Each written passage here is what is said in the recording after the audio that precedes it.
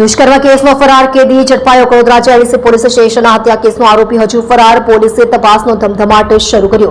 સુરતની નવી સિવિલ હોસ્પિટલમાંથી છેલ્લા 24 કલાકમાં બે ગંભીર ગુનાના આરોપીઓ પોલીસને હાથતાળી આપીને ફરાર થઈ જતા પોલીસની સુરક્ષા વ્યવસ્થા સામે ગંભીર સવાલો ઉભા થયા હતા। આ બંને ઘટનાઓમાં આરોપીઓ હોસ્પિટલમાં સારવાર માટે લાવવામાં આવ્યા હતા અને પોલીસ જાપ્તામાં હોવા છતાં ભાગી છૂટ્યા હતા।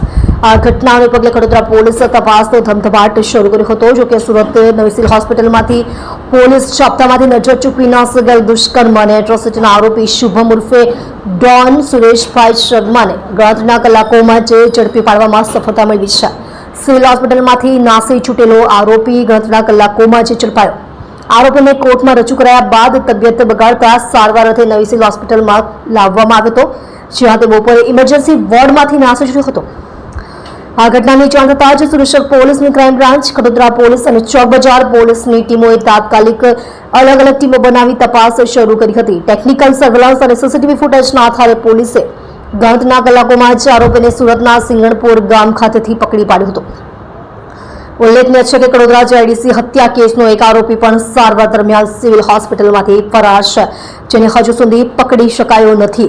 હત્યાનો આરોપી પોલીસને ધક્કો મારીને ભાગી છૂટ્યો। 24 કલાકની અંદર જ બીજી એક સમાન ઘટના બની। વડોદરા જેડીસી પોલીસ મથકમાં મે 2025માં હત્યાના ગુનામાં નોંધાયેલો આરોપી ઉત્તમ ધનગઢ ફરાર થઈ ગયો। ઉત્તમ ધનગઢ, જે મૂળ મહારાષ્ટ્રનો અને હાલ પલસાણામાં રહેતો હતો, તેને ખભાના ભાગે ઈજા થતા સારવાર માટે સબજેલમાંથી નવી સિવિલ હોસ્પિટલમાં લાવવામાં આવ્યો હતો। પોલીસ જાપ્તા સાથે આવેલા આરોપીને સારવાર આપવામાં આવી રહી હતી।